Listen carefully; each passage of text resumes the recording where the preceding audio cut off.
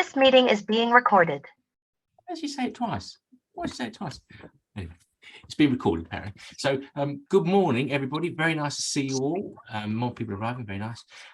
Welcome to this Experts at Work webinar on org design, collaborating with your workforce to build a future fit business. This session is for members of all three of our networks. We're recording this session, as may has been mentioned, and a big welcome to Chris Fennell. Chris is a board member of the European Organisation Design Forum and Senior Operating Model Design Consultant with On The Mark, having previously been with B&Q, PA Consulting, Krispy Kreme and Hammerson. So we've got a session full of breakout rooms, discussion, ideas over the next hour or so. We're going to go fairly quickly into breakout room, and Chris has got a deck of slides as well, which we'll send around afterwards.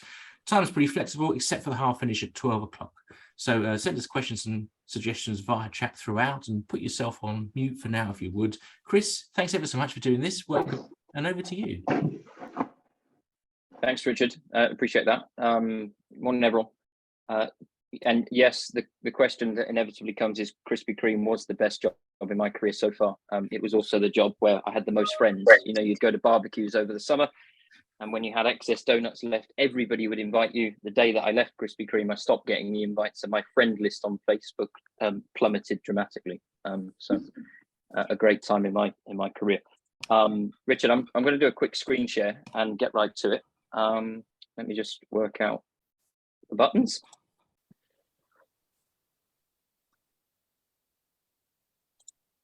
Here we go. How's that? Can everyone see the screen big size? You got it. Awesome. Thank you, everyone. All right. So not to repeat what you've just said, Richard, really, just to get right into it. Today, what I thought we'd have a good, healthy discussion on is this whole idea about collaborating with the workforce. Richard, I think you sent the team a couple of pages just to, we called it a trailer or a carrot or a teaser, something that says this would be a good use of my time on a Tuesday morning. And the headline really is I think my assumption is on this call, we'd all wake up in the morning and say, it's a really good idea to collaborate with the workforce. And wouldn't it be great to have a world where we could close the gap or shorten the time between how we make decisions in a business and then the time it takes to actually execute that decision and start seeing value from it, whether you work in the public sector and that's more about social value and supporting patients or service users wherever you work, or it's more in the private sector and more of a commercial, how do we drive more profitability or efficiency? Whatever it is, this is quite a good idea. We all wake up in the morning and go, yes, that'd be great. But then this gets in the way, which is speed is really important, and it's actually seemingly faster to tell and sell good ideas and decisions to the workforce rather than involve and do, with a bit of a provocation to say, isn't it? These three things we're going to dive deep on today. I don't intend today to be a theoretical debate at all. I've got some real world dilemmas. Richard said that we'll spend most of the time in breakout groups and discussion to try and get after these three things. But a couple of thought provokers on the screen as you see it now. And as we come out of some breakout groups very shortly, I'm more than happy to take some questions from folks about some other real world scenarios about what does it take to properly collaborate with the workforce in a very meaningful and authentic way. Richard, if you don't mind, I know you gave me direction to say the group really don't need a history lesson, which is absolutely fine. I'm going to crack on in a second. But one thing I just wanted to share on the screen is everything that I hopefully bring to life for you today is based on practice. I'm not somebody who is like an MBA on legs, just walking around sort of telling people a philosophical view of the world. This is all built from practice, whether that's collaborating with 2,500 people in recreating and co-creating their own futures, top left, or perhaps something a bit more smaller, 80, 90 people, all built from practice. Yes, steeped in theory, but today isn't one of those theory lessons. We're going to get straight to it. So hopefully today gives you as much value and thought provocation as possible. Just a quick bit of context. I'm not going to read all these bullet points. You'll be delighted to know. Slides will come to you, I think, after the session.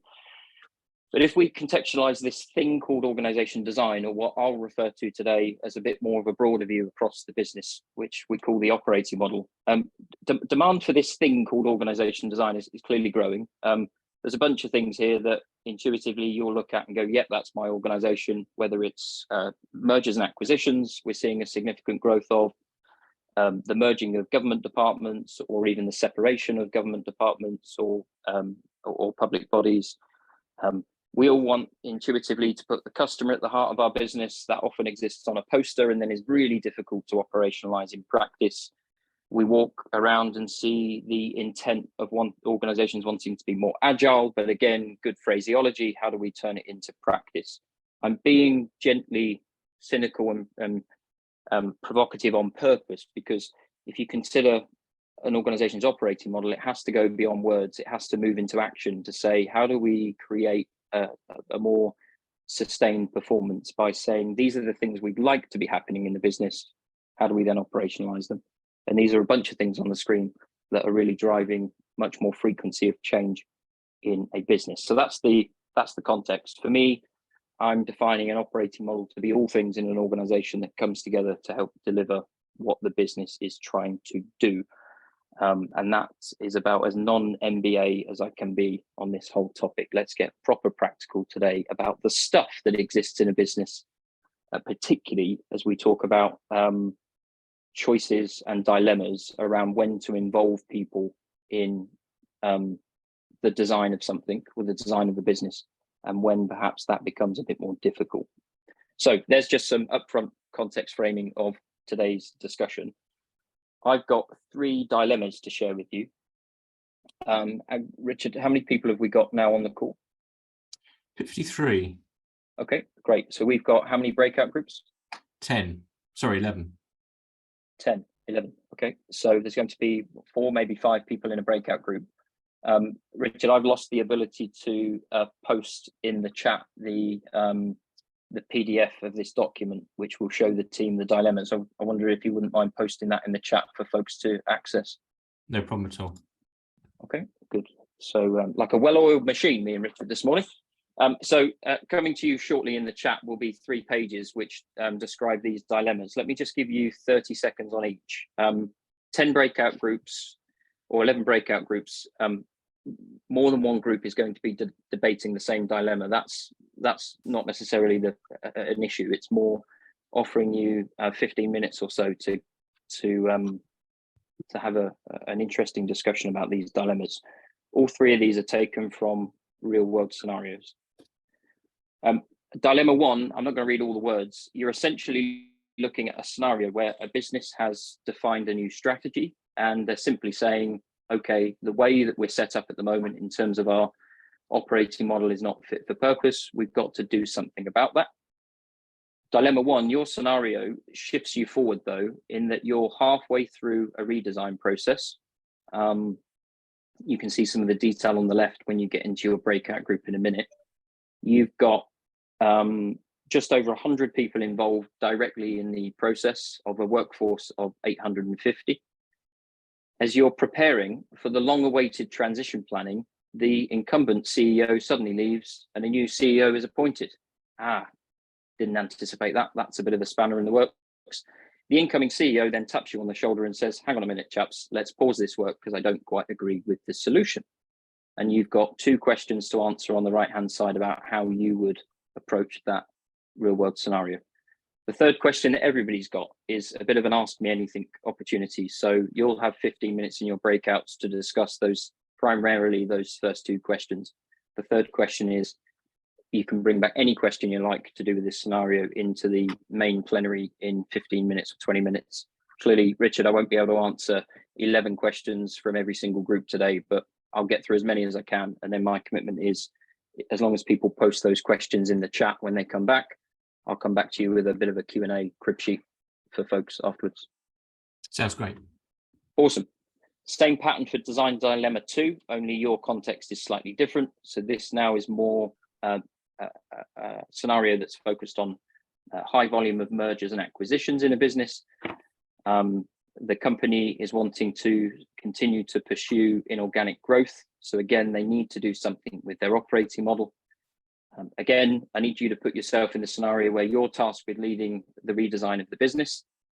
It's made up of 40 individual micro-organizations and cultures. So just imagine that over the years, lots of acquisitions have taken place, that they've been challenged with their ability to integrate fast. So it's ended up with these almost separated businesses and separated micro-cultures.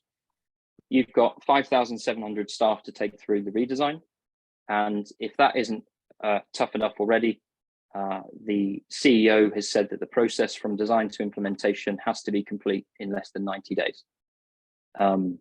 Just to add further complication to the challenge, because we like a challenge on this call, the workforce happens to be dispersed across 27 geographic regions. Design dilemma number 2. And then number 3, again, really similar in that you've got a question set on the right-hand side that's slightly different than the previous 2 groups. This is more about the management and involvement of stakeholders in a redesign, particularly a collaborative redesign where you've got lots of people involved. Your challenge here is, again, the timeliness of delivery, but the executive sponsor not necessarily being on board, and later into the process digs out a preconceived solution that's been hiding up their sleeve and throws it at you at the last minute. What do you do, and how do you handle that in a process where you've got quite a significant amount of people involved?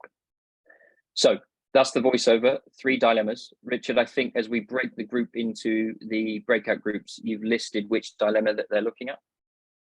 I have, yeah. So we're just going to pop you into breakout rooms for about 15 minutes. And as Chris says, the name of your breakout room has the number of the dilemma in it. But I'm going to pop into each one just to make sure everyone's clear.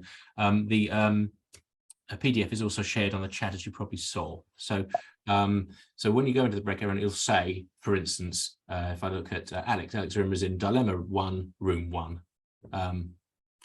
So you should be able to see what dilemma you're in. But I'll come in and just check everything is clear. And then as a quick summary, dilemma 1 is new CEO. Dilemma 2 is dispersed workforce. Dilemma 3 is sponsor suddenly disagreeing with the setup, which is very is diminishing your very careful context there, Chris. Apologies, but you see as a summary. So let's open the rooms, see how we get on, and then we'll come back. So I love the detail you've got in this, Chris, because it's a proper real life scenarios. Okay, see you in 15 minutes.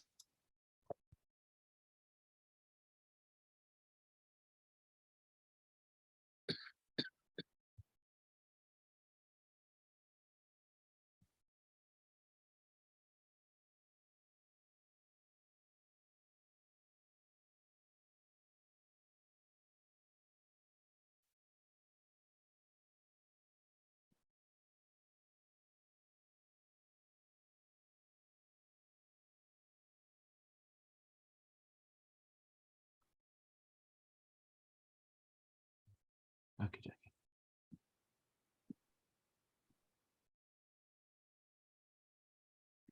You all right there, Claire? Just be listening. All right, my friend. I'm just going to pop in and see everyone's happy. Well explained, I must say. Yeah, no problem. I rejected the invitation to join one of the rooms. I thought I'd just hang out in the plenary here. Yeah, no, fair enough. There's yeah, because it decides you anyway. If I was clever, I could say that. Yeah, but I can't. I don't know how to. No, So no, I assumed you would. Me neither. That's fine. Unlike your ninjas. Right, my friend, go make a coffee. You've earned it. Fantastic intro. Very, very nice. We're off to a great start. I'm going to get them back in again. Oh, very neat. 11:30. And I'm just going to whiz around the rooms, make sure everyone's happy. Yep, perfect. You share when you're in a group. Hi.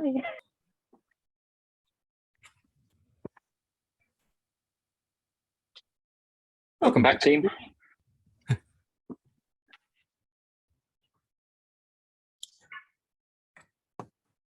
And just while we're waiting for everybody to rejoin, a quick virtual hands up if you could have done with an extra 5 minutes. Oh, just like the time was most people were there. Okay, good. This meeting is being recorded. That's left us in no doubt. Just a few more to come, Chris. Won't be a sec. Yeah, no problem. This meeting is being recorded. Why does it keep saying that? Meeting is being recorded. Okay, I think we're just about there, Chris. Yeah. Welcome back, everybody. Chris, all yours. Awesome. Thank you very much, Richard. Welcome back, everyone. I would love to go around all 11 rooms and hear a report out, but we'd be here for quite some time. So I'm just going to pick on 3 rooms.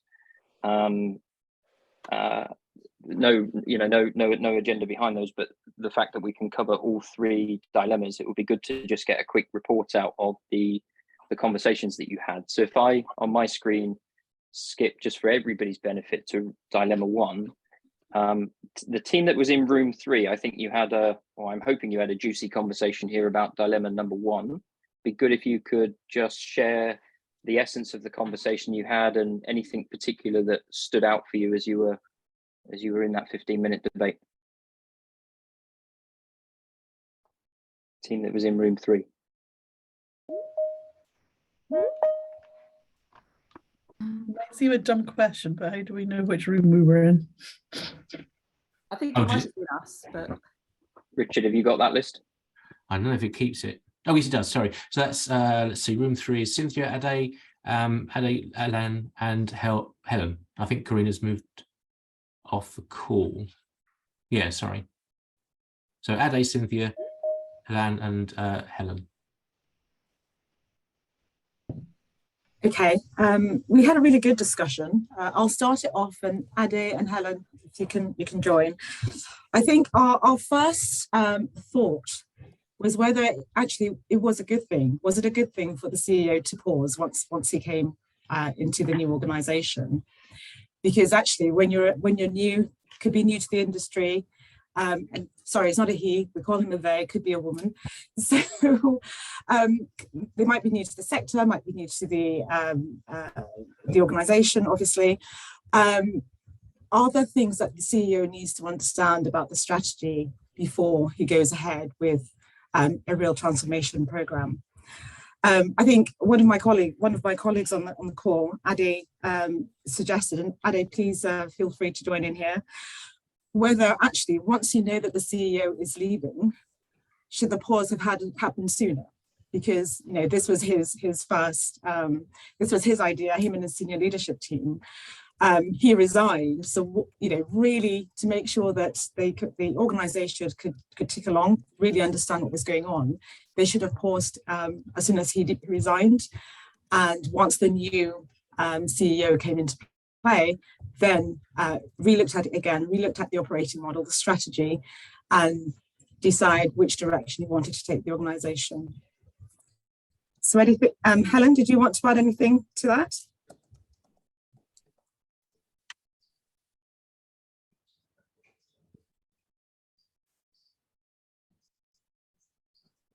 No, sorry, struggling to get on mute. I'm not very used to Zoom. Apologies. No, great update. I think it's a really interesting subject, particularly as the HRD in that environment as well.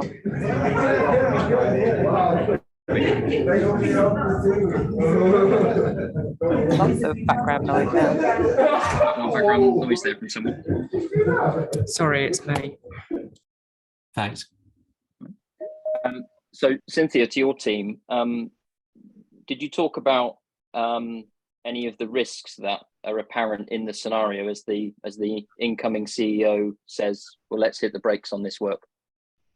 Yeah, Helen, do you want to go through it? So we talked about obviously this has gone quite far in terms of the design and I'm guessing starting to think about implementation and communication further than that. So you imagine that 57 people are directly involved. Who knows about impact to those, but I'm sure that kind of impact planning has taken place. And therefore the new CEO coming in could be seen as undermining the work of 57 people, in particular their board or senior leadership team. we're making an assumption that everybody was on board, of course. Maybe they all breathe a sigh of relief, I don't know. But those kind of, they're putting individuals into potentially further ambiguity about roles, structures, objectives, strategy, which may have rather disastrous impacts potentially on the future of the business and attrition, etc., etc. Right, exactly, Helen, and you hit the nail on the head in terms of one of the biggest things, that if this was a what happened next scenario, I'm sure everybody would like to know what happened next. I have to be a bit anonymized in general because this is a real world scenario. Going back to my opening slide and provocation, what you're looking at here is a really interesting dynamic, which I would describe as a pay now or pay later equation when we talk about redesigning a business. And essentially is the pay now is, if you involve people up front in the redesign, it typically takes a bit longer to get to the end solution. But by the time you've got to the end solution and you're in implementation, you've got, if you look on the right hand side, 102 people directly or indirectly involved. And that doesn't mean impacted by the change. That means they've created the solution. 1/8 of the workforce can tangibly put their hand up and say, this is our solutions, not the consultants or not the HR leader or the HR business partner, right? Now that has extreme benefit in terms of the downstream implementation, where those 100 people can walk around the organization and say, we've designed this with you in mind, and here's what we did, rather than it being done to people. So it has major benefits. I'll cover a bit more about that before we wrap up at 12. But the big thing, Helen, is social capital risk. How do you tell 102 people that they're wrong when you're right as the new CEO, right? And that's one of your trade-offs. If you consider how do we redesign the business or change part of the business with people, and we do it collaboratively, you have to set up agreements such as some of these questions that are coming in the chat with the senior leadership team about what their role is versus what the design team's role is. Because otherwise you end up in this situation where the CEO could be seen to be saying, my view is more important, more holistic, and more right than 102 people in this organization. And that can backfire quite significantly. So I think I've skillfully avoided telling you what happened next, but given you some clues. Okay, I'm going to come to the questions in the chat, Richard, a bit later. I don't think I'm going to be able to answer all of them in 11 minutes, but before the end. But again, my commitment is I'll come back to you all with answers to some of these questions, just based on experience rather than trying to profess a right or wrong answer. Great, thank you, Cynthia, Helen, and team. So if we move on to dilemma 2, let's see what comes up here. Dilemma 2, I might pick on group 6, room 6. Who was in that group, Richard? That's Kate, Catherine, Jane, Tim and Sarah, and another Kate, I think. Okay, so who from that list would like to lead us out with one thing that stood out for you in the conversation you had with dilemma 2? I'm happy to have a go. I think the one thing that stood out was really the pace of delivery on this one, and how you manage it across 27 geographies and 5,700 staff. So I think the starting point would be what we're trying to achieve. So what's the vision for end state? What does that look like? And developing the detailed why now? Why does it need to change? And trying to get under the skin of what some of the parameters were around that need. And then quickly flipping into then, so what are the legislative constraints across those 27 geographies? And also what are some of the cultural differences that play into that and are associated with that? And then setting up some kind of governance process to ensure that you're managing the stakeholders effectively and that you've got the right decision-making in process, and looking at some way of figuring out what representation might look like across those 27 geographies, depending on where they are. They might be able to put in some regional representation. So that's kind of where our conversation went. Anything I've missed from the team? With the disclaimer that I lost connection halfway through, but it sounded like there was a really good conversation. The only thought that I was picking up on at the end was what could be learned and heard from the colleagues that have gone through those mergers and acquisitions, and their experience, and yeah, kind of strengths and weaknesses from that. Nice.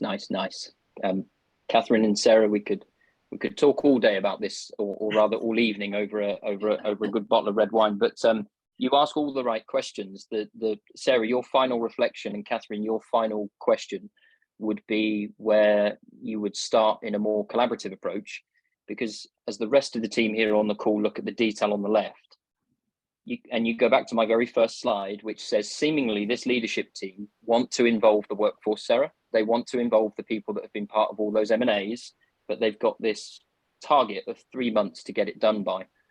And there's the tension that I played out on the very first slide opening this session is, of course, we want to involve people. We want to close the gap between decision making and execution. We want to respect and trust people's opinions, but there's these tensions and dilemmas that we have to face, which is, so how do we do that at pace, at scale, across 27 different places, and a strong representation of 5,700 staff?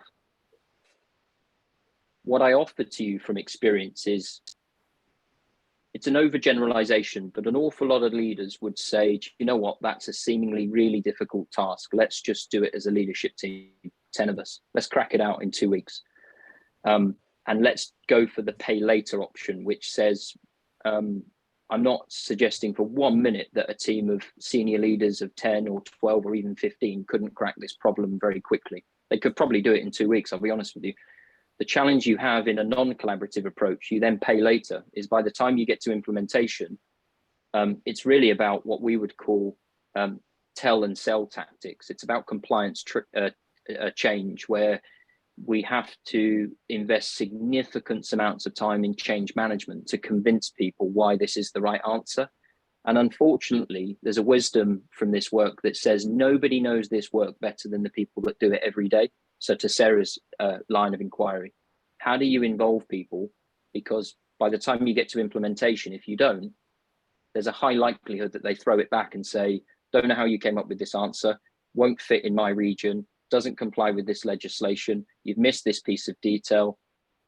And actually, when all is said and done, unfortunately, the cynic in me, when you approach that sort of more tell and sell attitude, is something that we call consent and evade. And I'm really sorry to use it, because I'm usually an optimistic and very positive person, but consent and evade is essentially, I'll turn up to the change management meeting and say, yes, boss, I've heard exactly what you want us to do in the future. And then when they turn to the right and go back to the ranch to do their work, they don't really adopt it. So then they evade the actual solution.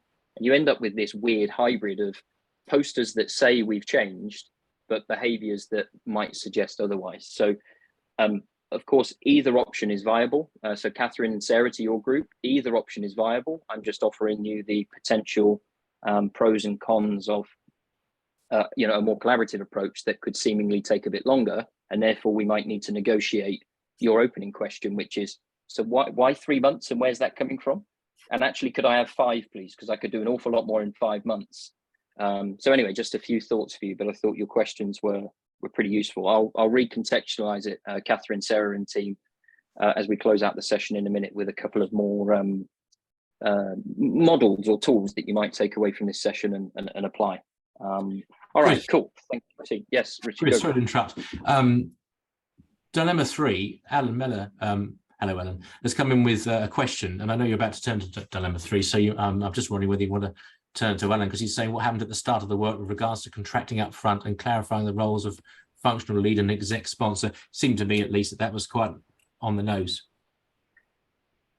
Alan, it sounds to me like you've been voluntold there by Richard. That's terribly kind of him. That. Do you want to give us the highlights of your group's conversation, and then I'll come to your question. Yeah, sure. Thank you.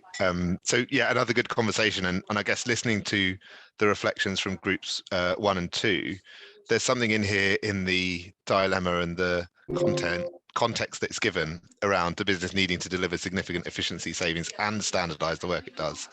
It feels like there's a time pressure on, and yet the approach that's been taken feels like actually something that's more planful and more longer term. So I guess there's an observation there about maybe the ask not being consistent with the delivery method, which we didn't talk about, but that's an observation that I've had since we discussed. What we did talk about was we're absolutely in a sticky spot here, and we think first thing we need to do is clarify the roles of functional lead and exec sponsor that are referenced in here. Like, what is it that you're here to deliver, and what is it that I'm here to deliver, and getting really kind of clear on that, because actually we shouldn't be in this situation where the sponsors coming in at this late stage.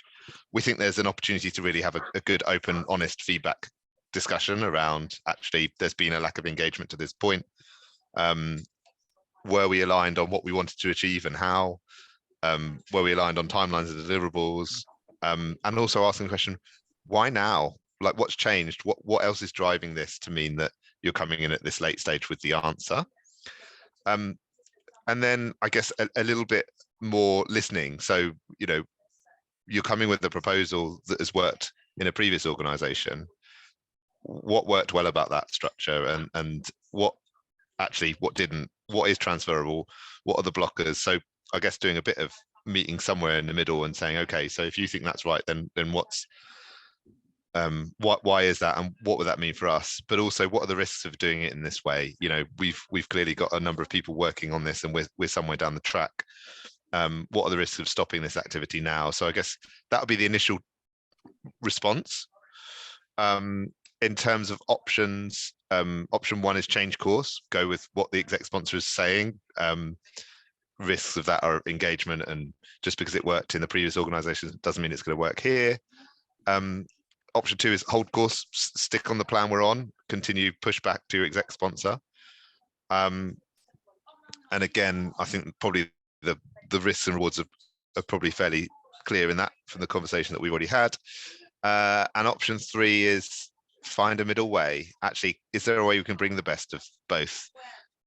We think that there probably is something in what this exec sponsor has, but actually we would have to pause, recontract, review, reassess, and then go again on the new path.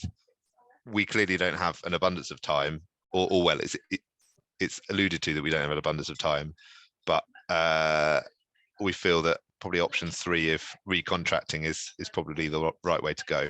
Hence the question, what happened at the start in terms of contracting, being really clear on what the deliverables are, the roles, the responsibilities. And we were also interested in how did it pan out, but you only gave us one question, so we wanted to know about what happened up front. Yeah, I love it. It's pretty remarkable what you can achieve in 15-minute conversation, right? With a small amount of structure and some targeted questions. And there's something quite deliberate in the design of this session to share with you that minimum critical specifications in design work, or minimum structure, goes a long way to leveraging the wisdom of the crowd. None of you on this call need me to turn up today and preach to you about what good organization design is, because you've got an awful lot of experience, but we're just drawing out the different options. So a couple of things to Alan and team I'd respond with. One is, there is so much about what you just described in terms of options that then actually played out in practice. Of course, you all want to know what happened next, and I'll say to you, it was a very intense, difficult conversation. The conclusion was, you might say, well, Chris, you can get away with it because you're an external. I could never get away with that internally. But I asked the senior executive to put their, could be his or could be a male or female, put their preconceived solution in an envelope, a physical envelope, and we sealed it. And we said, if the team come up with this answer by the end of this process that says you could have done this without any external support, then we can talk about a very significant refund on our work, right? So that was the sort of brave option. But really what I was saying was, just see what the wisdom of the crowd come up with, because your team are going to lead this in the future, and it's them that need to have the ownership, the stickability, the accountability to make it real. And what we had said to him, Alan, is that in that latter part of the process, if there was something that was non-negotiable, that was an absolute must-have on that particular org chart or a particular job, then say it now and give the team that direction.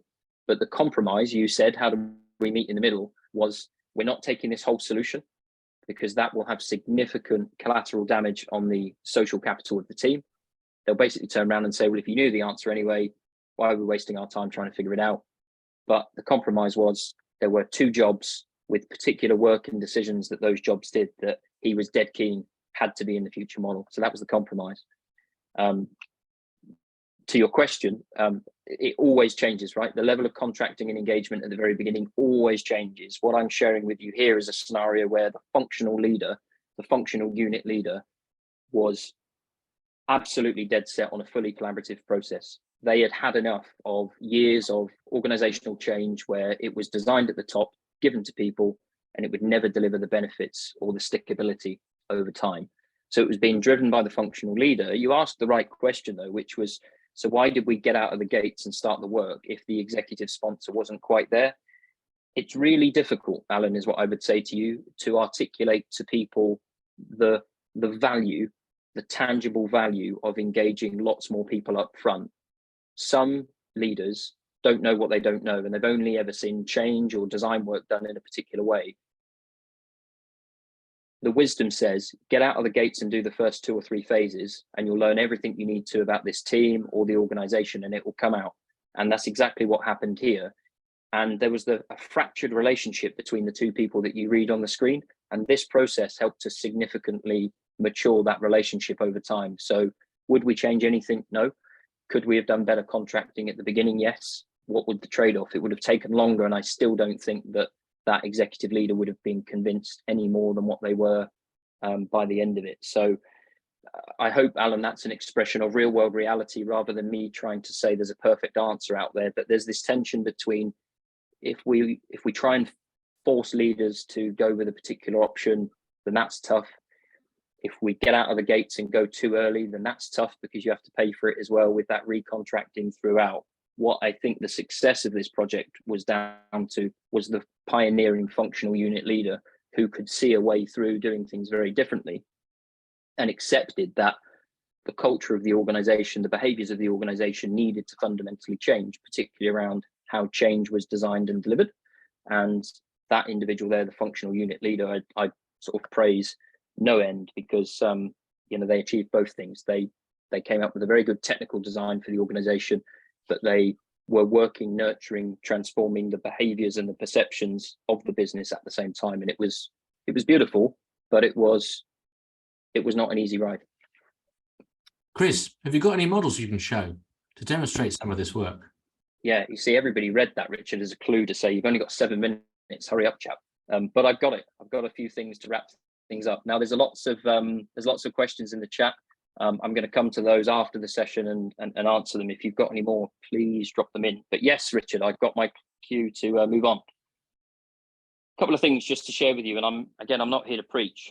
Hopefully I've provoked something in your brain to go, oh, this is quite interesting. Let me take this back to my business and consider how we manage change. Firstly, a couple of frames of reference. Good design requires good discipline, but it doesn't need to take months and months and months. Fastest redesign we've done was in 32 days. So on the left-hand side, 8 phases of work in 32 days and successful adoption. Last year, we redesigned an NHS trust. It took 19 months because we had to do it through the pandemic. So the good discipline is at the heart of this. Timing is always negotiable with your stakeholders. Good discipline and good decision-making throughout is critical. And on the right-hand side, I just offer this for you as a lens to look at your operating model with the headline that says, organization design is, unfortunately, and I say this with good intent, tends to land on HR's lap as a thing to solve, as a people thing.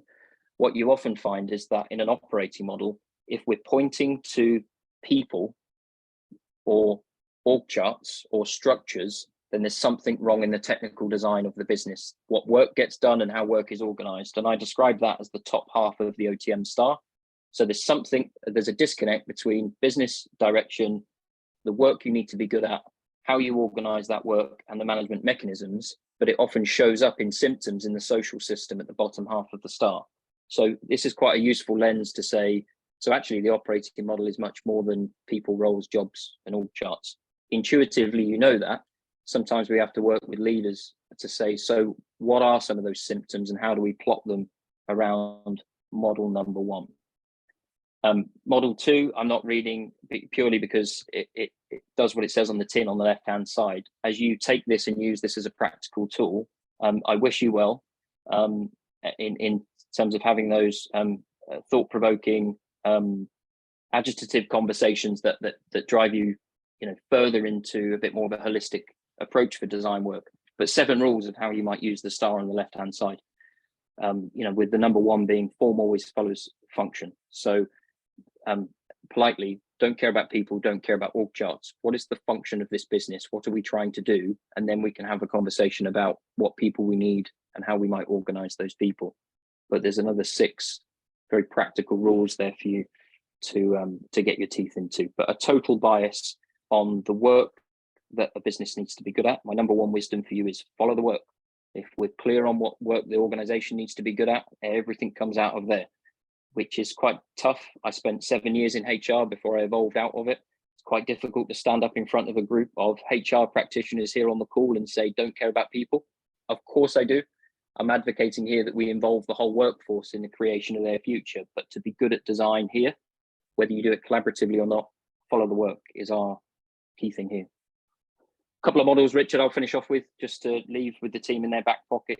The bias really that we've talked about in those 3 dilemmas, certainly from my, all my years of practice and the team at OTM, is how do you integrate both technical change and social change from the very beginning? So you don't end up with this nice, pretty picture on a paper, a concept on a piece of paper, what I would call a good idea waiting to happen, and then you have to wheel out the change management engine.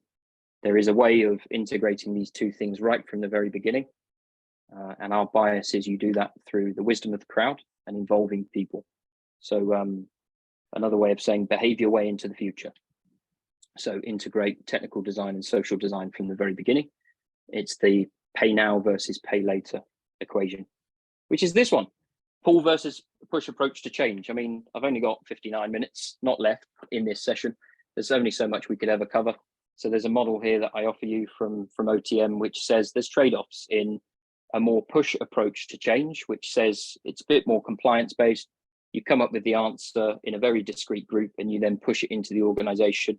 You accept the trade-off of having to do lots and lots of traditional change management downstream. The pull approach is exactly how this session is designed. Nobody needs me turning up here preaching to you about design work because you've got years of experience. So trust the wisdom in the crowd, involve people from the very beginning. You have all the knowledge you need in your workforce. That we've proven over many years. It's about how you bring it together in a disciplined and coordinated way to say, how do we make life easier around here? There's one here that I just offer you about. So what's the contrast between push and pull? Again, you don't need me to read all these things on the left and the right, but there's a bit of a comparison between perhaps traditional approaches to push change management versus what we would call accelerated change readiness. So you're preparing the organization well in advance of any implementation D-Day. I think that's it, Richard. If you don't mind, I've just popped on the screen here that if people are interested, then there's a couple of things. Got some OTM stuff on the left-hand side. I don't intend for this to sound like a sales pitch whatsoever, but there's a few things interesting on the left-hand side.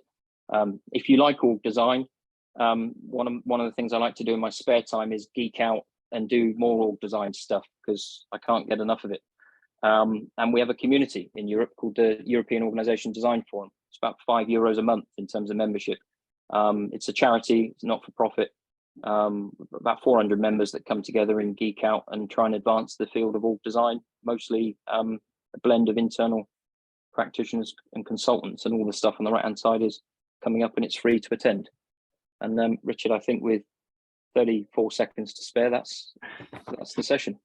Well done, Chris. That was fantastic. And thanks to the Hive Mind as well. That was really great insights from across the board there. Knew you would. And terrific. Thank you all for your contributions. And Chris, thanks for taking us through that so well and beautifully structured. We'll send out the slides. We'll send out the recording within the next 48 hours. Thank you ever so much for coming along. Chris, down the line, you need to see the feedback because it's some feedback there. I will. Have a good day, everyone. Thank you for coming. Thanks.